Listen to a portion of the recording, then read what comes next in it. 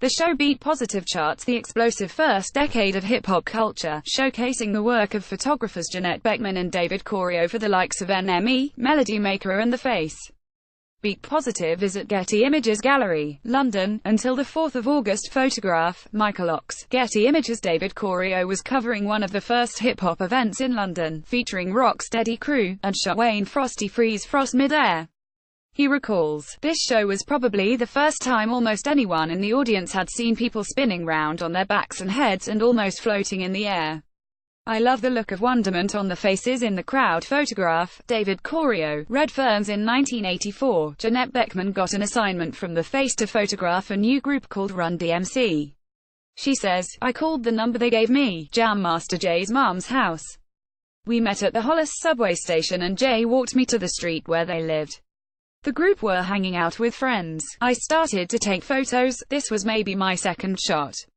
Seems like a moment in time. They looked perfect in their Kangols, Cazals and Adidas." Photograph, Jeanette Beckman. Redfern's Run DMC had a great live act, says Corio, but they were hard to shoot as they were constantly bounding across the stage.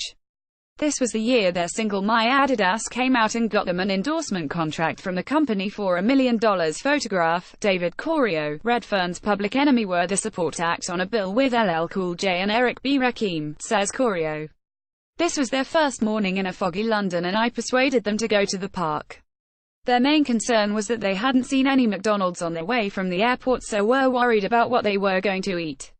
Without me asking, they started posing and making Black Power signs, which somewhat bemused the old ladies walking their dogs that were passing by." Photograph, David Corio. Redfern's. When the two bands performed at LA's Greek Theatre, a Los Angeles Times critic spoke of Mike Tyson acting as their honorary bodyguard, bopping to the beat as he stood grinning at the side of the stage and receiving a warm ovation when introduced to the packed house by the Beasties. Photograph, Michael Ox. Archives, Getty Images. He was a real ham, says Corio.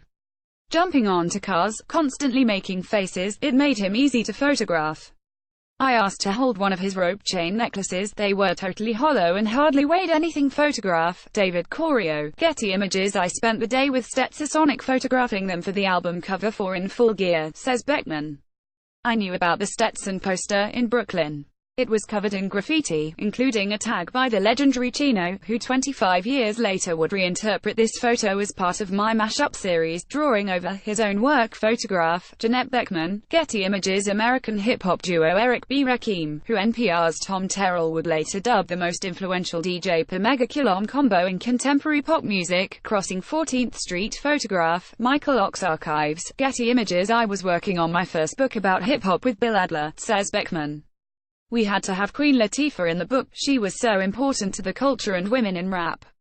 So she came to my studio and posed for this portrait. Photograph, Jeanette Beckman. Getty Images.